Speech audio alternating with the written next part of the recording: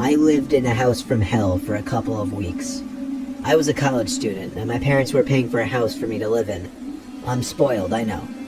Well, the house was modest, nothing fancy or huge, and I was happy with it. Well, for the first few days anyway. Then things quickly started getting strange.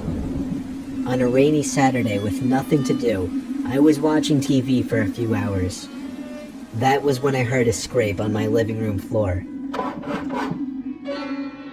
I looked around the room, thinking an animal got into the house or something. I sat back down and resumed watching TV. That was the first weird occurrence. The rain continued throughout the rest of the day and into the night, which made for an excuse to not go out. I stayed in watching more TV in the living room. I perked up when I thought I heard something from the kitchen. Laughably, I took a pillow with me as, I guess, some sort of weapon, and walked over to the kitchen doorway. There, in the middle of the dark kitchen, was a box of Cheerios on the floor, spilling out hundreds of the tiny O's. I had no idea how that could have happened. Nevertheless, I dropped the pillow and began cleaning up the Cheerios off the floor.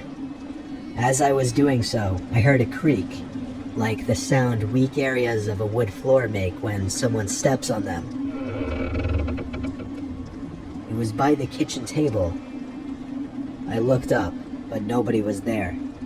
I knew I was going crazy now.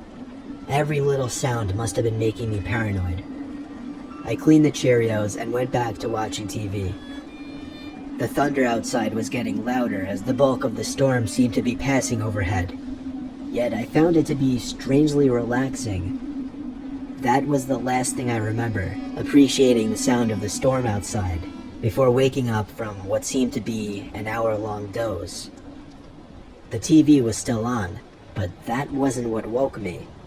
I remember believing I woke up to a bang or thud from downstairs. Regardless, I turned off the TV and marched upstairs to bed. The next day was normal, as was the day after that. It wasn't until the next gray, rainy day that strange things started happening again. I woke up in my bed that morning feeling like I had been drinking all night the night before. I felt sicker than I'd ever felt with any hangover before. I didn't do much walking around that day. The gloomy dark weather only made me more bedridden. I left the TV in my bedroom on all day just as background noise, with a garbage pail by my side in case I had to puke.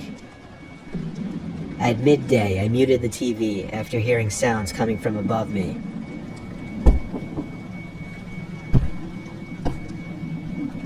The attic. The attic door was actually in my bedroom, and most of the attic was built over that bedroom. It wasn't just one thud I heard, it was 3 or 4. I managed to get out of bed, despite the fact that every time I moved I wanted to puke. I pulled the string to the attic door down, took one of my old baseball bats with me, and climbed up the steps. I pulled the light switch down to light up the attic. There were a few old boxes that must have belonged to the previous owners scattered about, but I couldn't see any living things to produce those noises. I climbed back down quickly because I was kind of scared of that attic. There were no more noises. Until that night. I woke up to, at first, what I thought was thunder, still feeling a bit sick. The familiar sound of a thud from up in the attic gave me chills. I pulled the string to the attic door back down, took my baseball bat once again, and climbed up the stairs. I made myself angry and screamed in the most intimidating voice I could. But before I could turn the light on, I heard the sound of a child giggling in the pitch-black attic.